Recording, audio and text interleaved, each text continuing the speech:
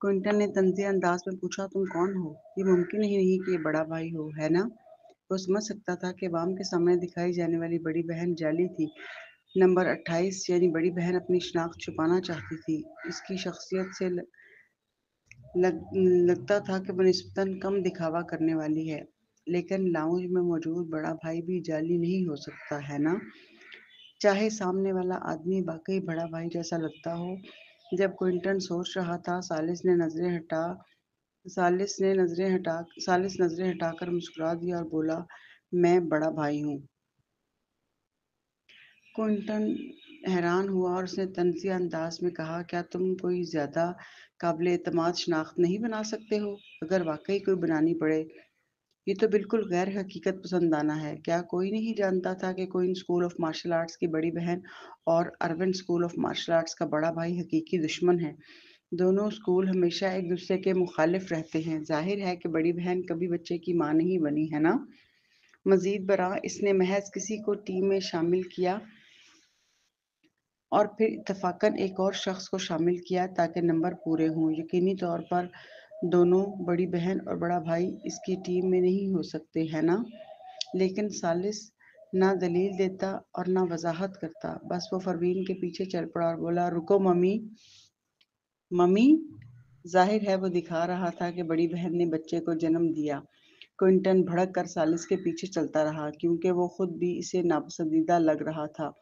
उस रात क्विंटन ने बहुत मेहनत की और पहली बार इसने ये परवाह करना छोड़ दिया कि वो दिखावे में कैसे है, बस ताकि वो बड़ी बहन के सामने अच्छी कारकर्दगी दिखा सके। 2 मैचों के बाद परवीन और सालिस घर जाने के लिए तैयार हो गए। क्विंटन पुरजोश तौर पर परवीन के पीछे आया, क्या मैं आपको घर छोड़ दूं बड़ी बहन? नहीं, ठीक है, परवीन ने कहा। क्विंटन ने दोबारा कहा, नहीं, मुझे आपको घर छोड़ने दो। परवीन ने नीम मुस्कुराते हुए जवाब दिया, नहीं, वाकई ठीक है। अगर वो कार पार्क में जाता तो उसकी कार देख लेता, है ना? परवीन ने एक गैर मरूफ जगह जाकर अपना असल लिबास पहना और मास्क उतारा। फिर वो अपनी कार की तरफ बढ़ गई। जैसे ही वो कार पार्क पहुंची, उसने क्विंटन को सामने छुप कर देखा। सालिस पहले ही शुमाइल के साथ कार में बैठ चुका था, लेकिन इसे बड़ी बहन न दिखाई दी। परवीन इसके पीछे खड़ी रही और सालिस की कार देखी। इसने जुबान से क्लिक किया। इसने पहले महसूस नहीं किया था, लेकिन सालिस हकीकत में एक आम फोक्स वैगन में आया था। कार बहुत आम थी और दोनों ने मास्क पहन रखे थे। ये मंतकी था क्योंकि सालिस बच्चे को साथ लाया था। लेकिन परवीन ने थोड़ी सहलाई, लगता है इसे भी बाहर जाते वक्त अपना रूप धारना चाहिए। यहाँ हमेशा राज अफशा होने का खतरा होता है। क्विंटन सीधा खड़ा हुआ, नजरें नीचे की और खुद से बोला, बड़ी बहन वाकई कौन है? वो अंदर जाने लगा, लेकिन अचानक परवीन को अपने पीछे पाया। उसे बहुत धचका लगा। वो घबरा गया। आप यहाँ क्यों हैं? परवीन ने भवें उठाई। क्विंटन ने फौरन अपने आप को संभाला और मामूल की हिमाकती अदा अख्तियार की। इसने अपनी थोड़ी बुलंद की और फख्र से कहा, क्या तुम मेरी तलाश में हो? क्या तुम गैर महफूज महसूस कर रही हो? क्योंकि मैं घर नहीं हूँ, लेकिन जानती हो यहाँ तो और भी खतरनाक है। फिर क्विंटन ने कहा, छोड़ो, चलें, मैं तुम्हें घर छोड़ देता हूँ। परवीन खामोश रही, लेकिन जब वो क्विंटन के साथ कार तक गई तो उसने उसके भगोने की आवाज़ भी सुनी। क्या झंझट है! इसने मेरे मंसूबे में रुकावट डाल दी। मैं इस कार का पीछा करना चाहता था ताकि देख सकूं बड़ी बहन कौन है। ये सुनकर परवीन ने अपना इनकार वापस लिया। बेहतर है कि वो क्विंटन को इसे घर छोड़ने दे ताकि इसके पास सालिस का पीछा करने की तवानाई न बचे। कार पार्क में पहुंचकर परवीन उतर गई और ऊपर गई और फिर नहाई और हारिस के साथ बिस्तर पर सो गई। अचानक अगली सुबह तेज चीख सुनाई दी। परवीन अचानक जागी। इसे अभी तक मालूम नहीं था कि क्या हो रहा है। अचानक कोई इसके बेडरूम के दरवाजे पर दस्तक देता है। वो नाखुशी से उठकर बाहर गई। जब उसने दरवाजा खोला तो 2 पुलिस अफसर बाहर खड़े थे। एक ने बैज दिखाया और कहा, आपको किसी की जान खतरे में डालने के शुबा में गिरफ्तार किया जा रहा है। मोहतरमा स्मिथ, बराह करम हमारे साथ स्टेशन चलें और तहकीकात में मदद करें। परवीन हैरान हुई। इसने भवें उठाई और पूछा, मैंने किसकी जान खतरे में डाली है? पुलिस अफसर इसकी पुरस्कून सूरत-ए-हाल देखकर एक दूसरे की तरफ देखने लगे। फिर उन्होंने कहा, मुतासरा ओल्ड मैडी है जो आपके घर में रहता है। इसे आज सुबह इंतहाई कमजोरी की हालत में पाया गया। इसे फौरन अस्पताल मुंतकिल कर दिया गया है। किसी ने पुलिस को इत्तला दी कि ये गैर कानूनी तिब्बी अमल की वजह से हुआ है। Old Maddie? परवीन की आंखें सिकुड़ गईं। ये नामुमकिन है। कल जब सुबह परवीन ने ओल्ड मैडी की नब्ज चेक की, वो बिल्कुल नॉर्मल थी और सब कुछ उसके काबू में था। फिर अचानक वो आखिरी सांस क्यों ले रहा था? वो बाहर निकली और अपनी भवें चढ़ाई। मुझे अस्पताल जाना होगा। मिस स्मिथ, पुलिस ने इसे रोका। बरह करम हमारी तहकीकात में ताउन करें। आपको अभी हमारे साथ पुलिस स्टेशन जाना होगा। परवीन कुछ कहना चाहती थी, लेकिन दूसरे शख्स ने अपनी कमर बंद पर मौजूद बंदूक पर हाथ रखा। मिस स्मिथ, बरह करम फौरी तौर पर हमारे साथ आएं। बसूरत दिगर आप हमारी कार्रवाई में मुदाखलत करेंगी और हमें आपको गिरफ्तार करने का हक हासिल है। परवीन ने अपनी मुट्ठियों को मजबूती से बंद किया और गहरा सांस लिया। परवीन ने नजरें नीचे की और आहिस्ता से कहा, ठीक है, मैं आपके साथ आऊंगी, लेकिन क्या मैं पहले कपड़े तब्दील कर सकती हूँ? वो अभी भी पजामे पहन रही थी। पुलिस अफसर ने सर हिलाया। जी बरह करम। परवीन ने दरवाज़ा बंद किया, फ़ोन निकाला और लिली को पैगाम भेजा कि फ़ौरन आ जाए। इसने डॉक्टर से रब्ता किया ताकि वह अस्पताल तलाश करे जहां ओल्ड मैडी है और इसकी हिफाजत को यकीनी बनाए। पैगाम भेजने के बाद इसने तानिया को कॉल की और कहा कि वो हारिस को स्कूल के बाद अपने पास ले जाए ताकि अगर हारिस वापस स्मिथ के घर आए और कुछ हुआ हो तो इसे मालूम ना हो। ये दोनों काम निपटाने के बाद परवीन ने अपने आम कपड़े पहने और बाहर निकल गई। जब वो पुलिस के साथ नीचे उतरी, हाल पहले ही नौकरों से भरा हुआ था। जैसे ही उन्होंने इसे देखा, उनकी आंखें मुश्तिल हो गई। जूलियाना फिक्रमंद होकर उसे देखती रही। परवीन, मैंने तुमसे पहले ही कहा था कि ओल्ड मैडी पर तजर्बात ना करो। कुछ तो हुआ क्या? परवीन ने इसकी तरफ देखा और फिर नजरें हटा ली। मैंने कहा था मैं इसका इलाज कर रही हूँ। जूलियाना ने होंठ काट लिया। फिक्र मत करो, स्मिथ खानदान तुम्हें सिर्फ परेशान नहीं देखेगा। अलावा अजीम, तुम मिस्टर सालिस की गर्लफ्रेंड हो। मेहदी भी तुम्हें नजरअंदाज नहीं करेंगे। ये सुनकर परवीन की आंखें तेज हो गई। चाहे किसी भी तरह देखो, इसका मतलब ये था कि दोनों खानदान इस मामले को देखेंगे। क्या ये इसके जुर्म की तस्दीक नहीं कर रहा था? परवीन ने तंजिया मुस्कुराहट दी और कहा, ज़रूरत नहीं, मुझे यकीन है पुलिस मेरा नाम साफ कर देगी। जूलियाना अपने अल्फाज पर हिचकिचा गई। आम लोगों को पुलिस पकड़ने पर पहली रद्द-ए-अमल में मदद मांगनी नहीं चाहिए। फिर परवीन इतनी पुरस्कून क्यों है? जब जूलियाना हैरान थी, फ्लोरेंस ने इसकी तरफ इशारा किया और गुस्से से कहा, मिस परवीन, ये मिस जूलियाना से क्यों कह रही हैं? ये मामला आपके इलाज की वजह से हुआ है। मिस जूलियाना भी आपकी फिक्र करती है। अगर आपने कुछ नहीं किया होता तो ओल्ड मैडी के साथ ऐसा कुछ कैसे होता? इसकी आंखें जज्बात से सुर्ख हो गईं। ओल्ड मैडी मिस्टर स्मिथ का दोस्त है। अगर इसके साथ कुछ हुआ तो मिस्टर स्मिथ तुम्हें नहीं छोड़ेंगे। तुम बहुत आगे बढ़ गई हो। फ्लोरेंस के अल्फाज ने घर के नौकरों को दुख पहुंचाया। सब ने इसकी तरफ इशारा किया। बिल्कुल, ओल्ड मैडी भी खानदान का हिस्सा है। हम सब ने कई साल स्मिथ के लिए काम किया है। स्मिथ ने हमेशा हमें खानदान जैसा समझा। हम सिर्फ इस्तेमाल के लिए नहीं हैं। मिस जूलियाना ने हमेशा हमें इंसान समझा। वो पुराना मैडी वो पुराना मैडी को कभी नजरअंदाज नहीं करेंगी। हमें पुलिस को इसकी तहकीकात करने देना चाहिए।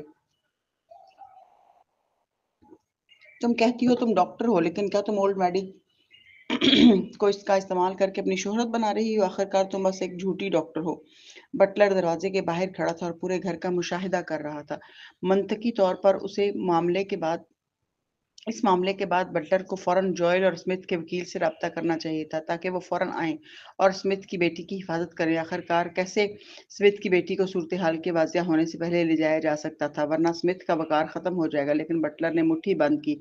इसने आज ओल्ड मैडी के कमरे में जाकर देखा कि वो अभी भी गहरी नींद में है। जैसे ही वो करीब गया, इसने देखा इसके मुंह और नाक से खून निकल रहा था। सांस लेना तकरीबन बंद हो गया था। बटलर ने थोड़ी देर सर नीचा किया। इसने किसी को नहीं ढूंढा और परवीन को ले जाने दिया। पुलिस ने परवीन को ले जाने के बाद पुलिस के परवीन को ले जाने के बाद जॉयल ने यह खबर सुनी। कंपनी छोड़कर घर वापस आया। जैसे ही वो घर में दाखिल हुआ, सबसे पहले बटलर पर चिल्लाया, क्या कोई भी स्मिथ के मेन गेट से दाखिल हो सकता है? बटलर ने माजरत की, मिस्टर जॉयल, ओल्ड मैडी तकरीबन इसी वक्त मरने वाला था। मैं भी इसकी फिक्र में था, इसलिए मैंने इनको नहीं रोका। जॉयल ने इसकी तरफ देखा। चूंकि बटलर और ओल्ड मैडी के दरमियान आम तौर पर अच्छा ताल्लुक था, इसलिए इसने कुछ नहीं कहा, क्योंकि वो हमेशा महसूस करता था कि घर को घर जैसा लगना चाहिए, ना कि सर्द और रोबोट की तरह। इस नुक्ता नजर पर वो बटलर की मंजूरी देता है। जॉयल ने पूछा, ओल्ड मैडी किस हालत में है? بٹلر کے بولنے سے پہلے فلورنس نے بے چینی سے کہا، وہ اسپتال پہنچا دیا گیا ہے، ابھی ایمرجنسی علاج جاری ہے، لیکن شاید وہ ہوش میں نہ آئے۔ کوئی نہیں جانتا مسٹر جوئل، اب ہم کیا کریں؟ اگر اولڈ سر کو پتا چلا تو وہ بہت افسردہ ہوں گے، وہ اولڈ میڈی کو بہت عزیز رکھتے ہیں۔ فلورنس نے پروین کے حوالے سے کچھ نہیں کہا، اس کے دماغ میں صرف ایان کی حفاظت تھی۔ جوئل نے نظریں نیچے کی۔ جولیانا نے پوچھا، جوئل، پروین کا کیا حال ہے؟ اس کا ذکر کرتے ہوتے ہی فلورنس نے بغض سے کہا، ہم کیا کر سکتے ہیں، اسے سزا دینی چاہیے، وہ کیلیفورنیا کی وہ جنگلی لڑکی اتنی بڑی غلطی کر گئی، ایک زندگی کے ساتھ کھیلنا۔ کس نے سوچا اگر اولڈ سر کو پتا چلا تو وہ اسے معاف نہیں کریں گے؟ یہ الفاظ جوئل کی آنکھیں ٹھنڈی کر دیتے ہیں، چاہے وہ کتنی بھی بری ہو پھر بھی وہ اسمتھ خاندان کی رکن ہے۔ بٹلر نے جوئل کی طرف دیکھا اور کھانسی کی۔ میرے خیال میں مس پروین کے معاملے میں زیادہ پریشانی نہیں کرنی چاہیے۔ اگر اولڈ میڈی بچ گئے تو مس پروین خود بخود بے قصور قرار پائیں گی، اگر کچھ ہوا تو ہم مس پروین کو بچانے کا راستہ سوچ سکتے ہیں، اس کے علاوہ اس طرح اولڈ سر اپنا غصہ نکال سکیں گے۔ دوسرے لفظوں میں پروین کو پولیس اسٹیشن میں بند کرنا ایک طرح کی سزا تھی، چاہے پروین اسمتھ ہی کیوں نہ ہو، اسے مریض کی موت کے سبب جواب دہ ہونا پڑتا۔ اسمتھ خاندان قانون توڑ نہیں سکتا تھا، یہ اصولاً لان کے دور سے قائم تھا۔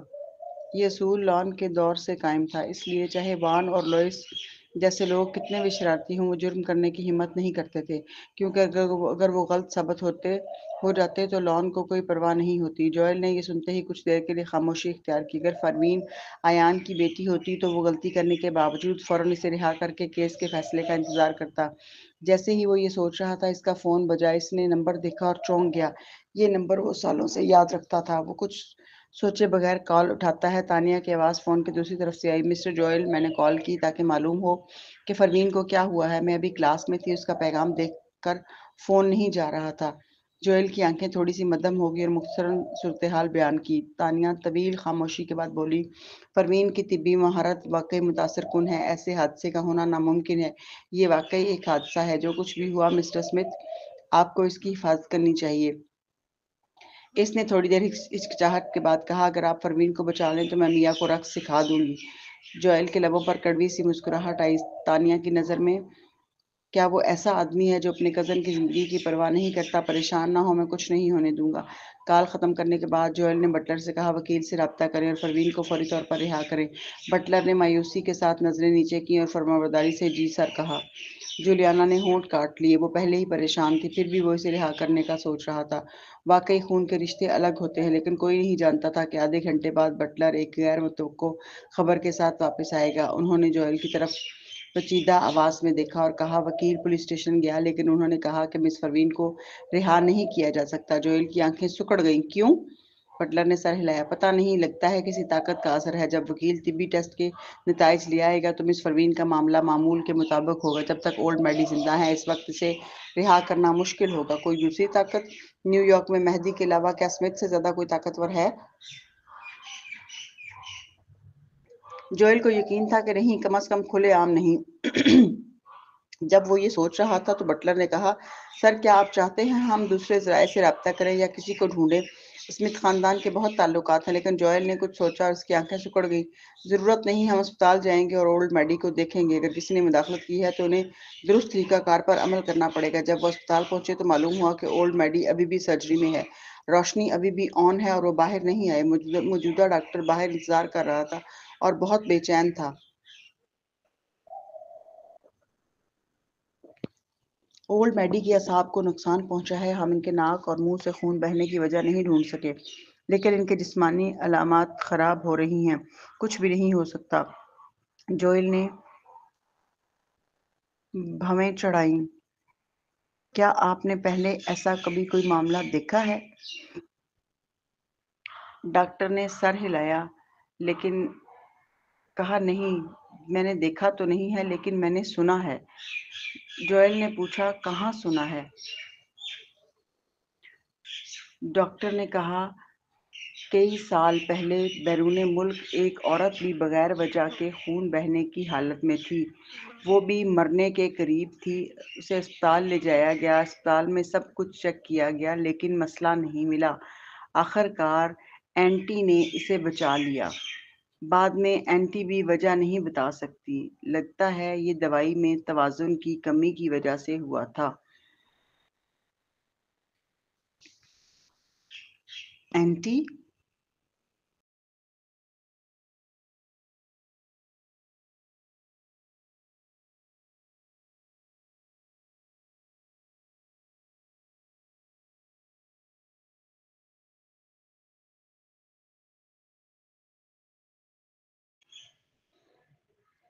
اینٹی یہ اینٹی پھر سے سامنے آئی۔ جوئل نے بٹلر کی طرف دیکھا۔ فوری طور پر اینٹی سے رابطہ کرو، اسے اولڈ میڈی کو بچانے کے لیے بلاؤ۔ جی سر، بٹلر نے کہا۔ جب بٹلر اینٹی سے رابطہ کرنے گیا، جوئل نے بری طرح سے سر جھکایا اور آپریشن تھیٹر کی طرف دیکھا۔ اس نے دوبارہ کال کی اور نیو یارک سے تمام ماہرین کو مدعو کیا جو وہ حاصل کر سکتا تھا۔ ماہرین کے مشورے کے دوران جوئل کنارے پر کھڑا رہا اور دخل اندازی نہیں کی۔ یہ اس کی صلاحیت کے دائرے میں نہیں تھا۔ اس کی سب سے بڑی طاقت یہ تھی کہ وہ ایسی چیزوں میں ہاتھ نہیں ڈالتا تھا جو وہ نہ سمجھے۔ جب اس نے اولڈ میڈی کی زندگی ایک قابل اعتماد ڈاکٹر کے سپرد کر دی تو اس نے اپنا فون اٹھایا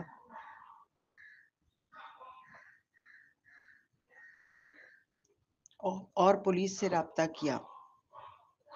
وہ جاننا چاہتا تھا کہ پروین کے ساتھ کیا ہو رہا ہے اور اس کی ضمانت کیوں نہیں ہو سکتی۔ ٹھیک ہے، مدد کریں اور معلوم کریں۔ شکریہ۔ ایک اور کال ختم کرنے کے بعد جوئل نے اپنا فون نکالا اور سالس کو کال کرنے کی تیاری کی۔ چونکہ مہدی اینٹی کو مدعو کر سکتے تھے، چاہے جوئل یہ نہ مانے کہ وہ سالس سے کمتر ہے، اس وقت اس کے پاس مہدی سے مدد مانگنے کے سوا کوئی چارہ نہیں تھا۔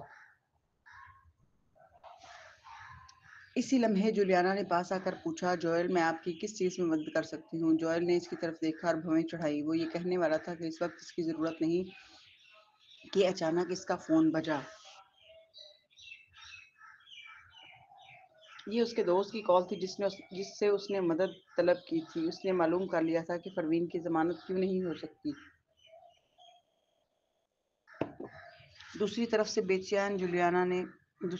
بے چین اس نے جولیانا کی طرف دیکھا اور کہا، فوراً مسٹر سالس سے رابطہ کریں اور بتائیں کہ اولڈ میڈی کا علاج ہو رہا ہے اور اینٹی کی مدد درکار ہے۔ اس نے لاشعوری طور پر محسوس کیا کہ اگر پروین پولیس کے حوالے ہونے سے پہلے تانیہ کو اطلاع دے سکتی ہے تو شاید اس نے سالس کو بھی اطلاع دی ہو۔ جولیانا کی آنکھیں سالس کا ذکر سنتے ہی سکڑ گئیں۔ اس نے فوراً سر ہلایا۔ ٹھیک ہے، پہلے کال کا جواب دیں۔ جب جوئل کال لینے کے لیے کنارے کی طرف گیا، اس نے اپنا فون نکالا اور سالس کا پرائیویٹ نمبر ڈائل کیا۔ اس وقت مہدی اور سمتھ دونوں انہیں میچ میک کرنے کے خواہاں تھے، اس لیے جولیانا کے پاس سالس کا نمبر ہونا معمول کی بات تھی۔ کال فوراً اٹھائی گئی اور وہ اندر سے خوش ہوئی۔ اس نے محسوس کیا کہ سالس ابھی بھی اس پر نظر رکھتے ہوئے، ورنہ وہ کال کیوں اٹھاتا۔ سالس کی گہری آواز سنائی دی، جولیانا کیا مسئلہ ہے؟ جب سالس نے فون نمبر دیکھا تو وہ اٹھانا نہیں چاہتا تھا۔ آخر کار اس نے سوچا اور کال اٹھائی۔ اسے خدشہ تھا کہ پروین کا فون بند ہو گیا ہوگا اور وہ صرف جولیانا کے فون سے کال کر رہی تھی۔ جولیانا کا دل اس کے دور دراز لہجے سے ٹوٹ گیا۔ اس نے آنکھیں نیچے کرتے ہوئے کہا، ہاں کچھ ہو گیا ہے۔ پروین نے اسمتھ کے خادم اولڈ میڈی کا علاج کیا لیکن اسے حادثہ پیش آیا۔ اب وہ پولیس کے حوالے ہو گئی ہے۔ سالس نے حساسیات سے مرکزی نقطہ سمجھا، اولڈ میڈی کیسا ہے؟ جولیانا نے مبہم سا جواب دیا، اسمتھ کی تمام میڈیکل ٹیمیں یہاں ہیں، وہ بھی علاج کر رہی ہیں۔ سالس نے سخت لہجے میں کہا، میں پولیس اسٹیشن جا رہا ہوں۔ اس کے بعد اس نے کال کاٹ دی۔ جولیانا نے فون کی طرف دیکھا۔ در حقیقت اب سب سے اہم کام پروین کو ضمانت دلوانا نہیں تھا، جیسا کہ جوئل کا پہلا رد عمل پروین کے حوالے ہونے پر یہ نہیں تھا کہ اسے ضمانت دلوانا، چونکہ پولیس اسٹیشن سب سے محفوظ جگہ تھی۔ اگر وہ وہاں رہتی تو اسے کچھ نہیں ہوتا۔ سب سے اہم چیز اولڈ میڈی تھے۔ جب جوئل نے پورے معاملے کا پتہ چلایا تو اس نے فوراً ڈاکٹر کو اسپتال بھیجا، ورنہ اولڈ میڈی بہت پہلے مر چکا ہوتا۔ صرف اس صورت میں کہ اولڈ میڈی زندہ ہو، پروین کو رہا کیا جا سکتا ہے۔ یہاں تک کہ اگر سالس پولیس اسٹیشن جا کر بھی معاملہ حل کرے تو زیادہ فائدہ نہیں ہوتا، اس کے بجائے وقت ضائع ہوتا۔ جولیانا نے اپنے ہاتھ موڑ کر مٹھی میں بند کر لیے اور نگاہ نیچے کر کے اپنی آنکھوں میں چھپی ہوئی نفرت اور کینہ چھپا لیا۔ دوسری جگہ جوئل کال اٹھا رہا تھا۔ آپ نے کہا کون ضمانت نہیں دے گا؟ اس کا رابطہ فون کی دوسری طرف تھا اور اس کی آواز بہت دھیمی تھی۔ یہ راز ہے، بھول جائیں۔ میں بتاتا ہوں کہ اپنی فرشاد نے پولیس اسٹیشن کو ہدایت دی ہے، وہ ذاتی طور پر تمام کیسز کی تحقیقات کریں گے جو مس پروین سے متعلق ہوں، خاص طور پر جب یہ شامل ہوں کیپٹن فرشاد، یہ بالکل جیسا کہ توقع تھی، صرف فرشاد کے پاس یہ صلاحیت تھی، لیکن فرشاد پروین کو کیوں نشانہ بنا رہا ہے؟ جوئل نے اپنی آنکھیں تنگ کی، کیا ہو رہا ہے؟ دوسری پارٹی نے اندر سے آہ بھری، یہ خفیہ ہے۔ فون کے دوسری طرف کچھ لمحے خاموشی رہی، پھر آواز آئی، جب کسی کی جان میں خطرہ ہو تو ضمانت نہیں دی جاتی۔ اسے فکر ہے کہ مس پروین رہا ہونے کے بعد فرار ہو جائیں گی۔ فرار؟ جوئل نے بھویں سے کیڑ لی، یہ حکم کسی عام لڑکی کے لیے نہیں دیا جا سکتا، یہ تو مجرموں اور قاتلوں کے لیے زیادہ مناسب لگتا تھا۔ وہ اس بات سے خوفزدہ تھے کہ وہ موقع پا کر بھاگ نہ جائے۔ ایک بار گرفتار ہونے کے بعد اسے 24 گھنٹے تک حراست میں رکھا جائے گا اور چھوڑا نہیں جائے گا۔ آخر پروین کی اصل شناخت کیا تھی؟ پولیس اسٹیشن کا تفتیشی کمرہ سرد تھا، یہ لوہے کی دیواروں اور دروازوں سے گھرا ہوا تھا۔ دو پولیس والے سامنے بیٹھی عورت کو گھور رہے تھے۔ ان میں سے ایک آہستہ سے بولا، مس پروین، چاہے آپ مانیں یا نہ مانیں، اولڈ میڈی واقعی موت کے دہانے پر ہے۔ اگر اس کے ساتھ کچھ ہوا تو آپ کے لیے اچھا نہیں ہوگا۔ مگر عورت تفتیشی کرسی پر نیم دراز تھی، سر ایک طرف جھکائے، آنکھیں بند کیے جیسے سو رہی ہو۔ دونوں پولیس والے ایک دوسرے کو دیکھنے لگے۔ ان میں سے ایک نے ہمیں چڑھا کر کہا، میں جانتا ہوں آپ وقت ضائع کر رہی ہیں، ہے نا، اس امید پر کہ اسمتھ فیملی کا وکیل آ کر آپ کو ضمانت پر رہا کروا دے، لیکن اس کے باوجود آپ نے کسی کی جان کو نقصان پہنچایا ہے۔ کیا آپ کے پاس کہنے کے لیے کچھ نہیں؟ بطور پولیس افسر وہ ان دولت مند گھرانوں کے لوگوں سے نفرت کرتا تھا جو انسانی جانوں کو کچھ نہیں سمجھتے تھے۔ دونوں پولیس والے پوری دیانتداری سے بھرے ہوئے تھے، انہوں نے اپنی آنکھوں سے دیکھا تھا کہ اولڈ میڈی کو ایمبولینس میں لے جایا جا رہا تھا۔ انہوں نے اسمتھ خاندان کے ملازموں اور نوکروں سے بھی یہ سنا تھا کہ پروین نے ہی ضد کر کے اولڈ میڈی کا علاج کیا تھا۔ انہیں اولڈ میڈی کے کمرے سے لمبی سلور سوئیاں بھی ملی تھیں۔ سب نے آکوپنکچر کے بارے میں سنا تھا، یہ متبادل علاج کی ایک شاخ تھی، لیکن اتنی لمبی سوئیاں انہوں نے پہلے کبھی نہیں دیکھی تھی، خاص طور پر جب کیپٹن فرشاد نے خاص ہدایت دی تھی کہ اگر پروین کبھی کسی کی جان کے معاملے میں ملوث پائی جائے تو اسے فوراً حراست میں لے کر نظر رکھنی ہے۔ اس کا مطلب تھا کہ وہ واقعی ایک خطرناک شخص ہے۔ اس لیے دونوں نے پروین کو سختی سے دیکھا۔ مس پروین، براہ کرم ہماری تفتیش میں تعاون کریں۔ پروین پھر بھی خاموش رہی۔ اسی لمحے اسے دروازے پر قدموں کی چاپ سنائی دی، یہ چمڑے کے بوٹوں کی ٹک ٹک تھی جو فرش پر گونج رہی تھی۔ ہر قدم طاقتور تھا اور پھر دروازے کے پاس آ کر رکا۔ دونوں پولیس والے جلدی سے کھڑے ہوئے اور دروازہ کھولا۔ چڑ کی آواز کے ساتھ دروازہ کھلا اور فرشاد اندر آیا، بالکل برف کی سل کی طرح۔ اس کی سیاہ آنکھوں میں سرد مہری جھلک رہی تھی، صرف اس کی موجودگی ہی خوف پیدا کرنے کے لیے کافی تھی، جیسے سیاہ چہرے والا عزرائیل اتر آیا ہو۔ دونوں پولیس والوں نے ادب سے کہا، کیپٹن فرشاد۔ فرشاد نے سر ہلایا اور اندر آ گیا، ہاتھ میں موجود فائل دیکھتے ہوئے وہ واضح طور پر کیس کا جائزہ لے رہا تھا۔ اس نے پوچھا، اب تک کی کیا صورتحال ہے؟ ملزمہ نے اعتراف نہیں کیا، وہ یہی کہہ رہی ہے کہ وہ دراصل متاثرہ کا علاج کر رہی تھی، پولیس والے نے جواب دیا۔ فرشاد نے بھی پھر سر ہلایا، وہ سامنے کرسی پر بیٹھ گیا، تب جا کے اس نے پروین کی طرف نظر اٹھائی۔ اس کی گہری سیاہ آنکھوں کو پڑھنا مشکل تھا، مگر اس کی نگاہ پروین پر ٹکی ہوئی تھی، سرد اور پرعزم تھی۔ مس پروین، کیا آپ اسمتھ فیملی کے وکیل کا انتظار کر رہی ہیں یا مہدی فیملی کے وکیل کا؟ وہ اندر نہیں آ سکتے، اب مجھے آپ سے تفتیش میں تعاون چاہیے۔ پروین نے اسے دیکھتے ہی آہستہ سے سیدھی ہو کر بیٹھ گئی۔ اس نے آنکھیں سکیڑ لیں اور آخرکار محسوس کیا کہ معاملہ مختلف ہے۔ وہ تو یہی سمجھ رہی تھی کہ زیادہ سے زیادہ بغیر لائسنس کے علاج کرنے کا مسئلہ ہوگا، اگر وہ اپنی اینٹی کی شناخت کا ثبوت پیش کر دے گی تو سب ٹھیک ہو جائے گا، لیکن اس معاملے میں خود فرشاد کی شمولیت اس کی توقع سے باہر تھی۔ یہ آدمی عام پولیس افسر نہیں تھا، وہ کسی پراسرار خصوصی محکمے سے تعلق رکھتا تھا۔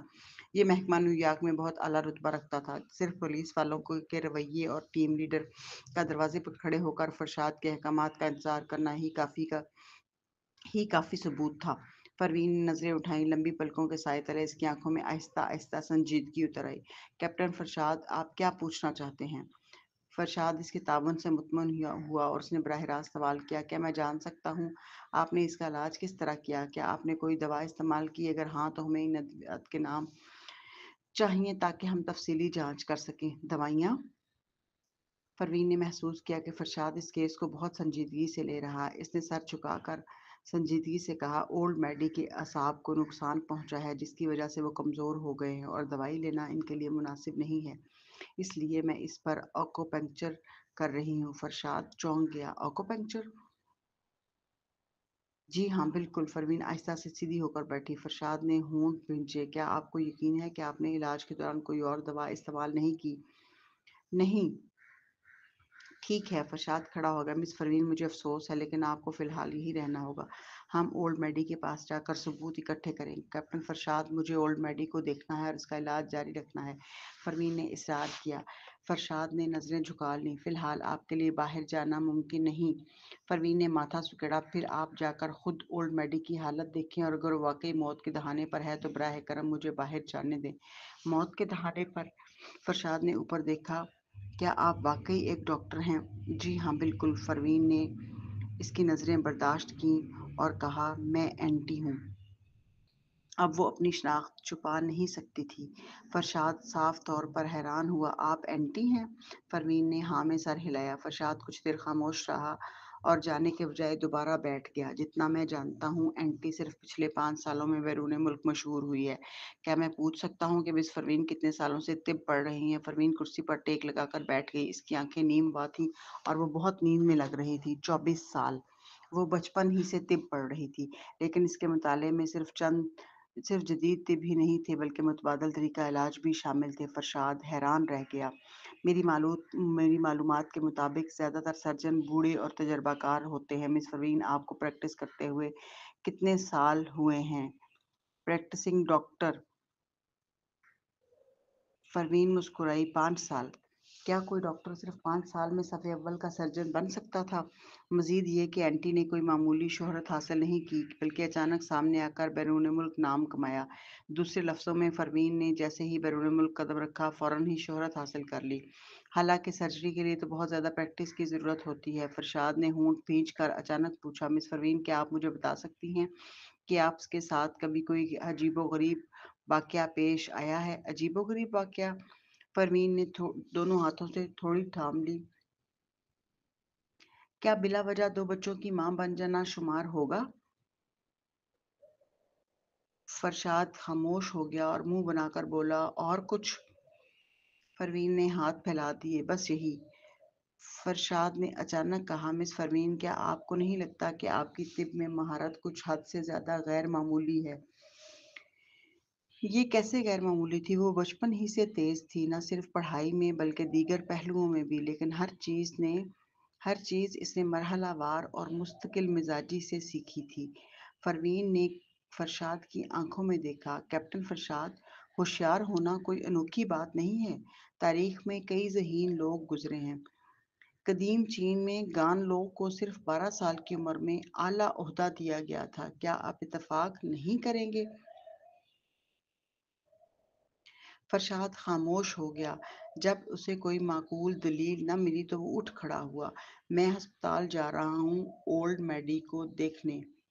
ادھر اسپتال میں جولیانا آپریشن تھیٹر کے باہر کھڑی تھی۔ ڈاکٹر اندر باہر آ جا رہے تھے اور ہر کوئی اولڈ میڈی کی جان بچانے کی کوشش کر رہا تھا، مگر یہ سب غلط سمت میں جا رہے تھے۔ اولڈ میڈی بیمار نہیں تھا، نہ ہی اس کے اعصاب کو نقصان پہنچا تھا۔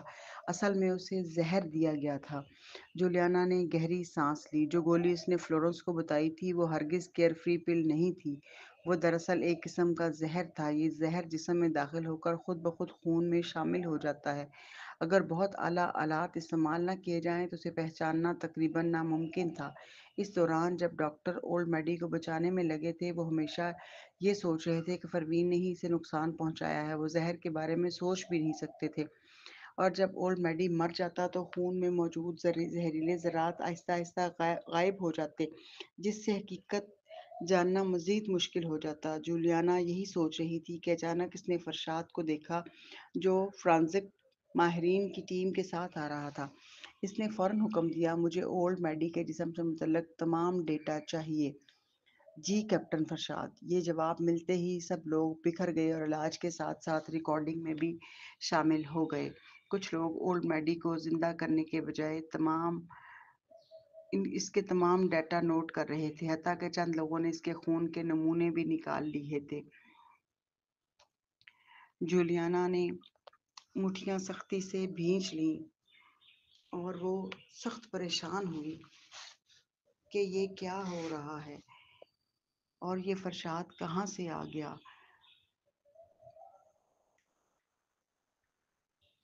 ابھی تک تو سب اس کے پلان کے مطابق چل رہا تھا، پھر یہ یہ اتنی بڑی گڑبڑ کہاں سے ہو گئی؟ 1 گھنٹے کے اندر اندر زہر خون سے نکل جاتا اور کسی کو پتہ بھی نہ چلتا کہ کیا ہوا ہے، لیکن اب چونکہ خون محفوظ کر لیا گیا ہے تو اگر تحقیقات ہوئیں تو کیا یہ اس کے لیے خطرناک ثابت نہیں ہوگا؟ در حقیقت وہ بہت پریشان ہوئی اور گھبرا گئی۔ اب تک سب کچھ اس کے منصوبے کے مطابق جا رہا تھا۔ کوئی یہ سوچ بھی نہیں سکتا تھا کہ اولڈ میڈی کو زہر دیا گیا ہے۔ اگر کل کو یہ بات کھلتی بھی تو وہ ہارمونیا فارمیسی کی کیئر فری پل کے نام سے اس نے فلورنس کو دیا تھا، تو فلورنس کے مطابق اس نے کیئر فری پل ہی دی تھی اس کو۔ لیکن یہ کیپٹن فرشاد اور کوئی نہیں سوچ سکتا تھا کہ اولڈ میڈی کو زہر دیا گیا، لیکن یہ کیپٹن فرشاد کہاں سے اچانک آ گیا اور سب کچھ بگاڑ رہا تھا۔ جولیانا نے سختی سے مٹھیاں بھینچیں اور ماتھے پر بل ڈالے۔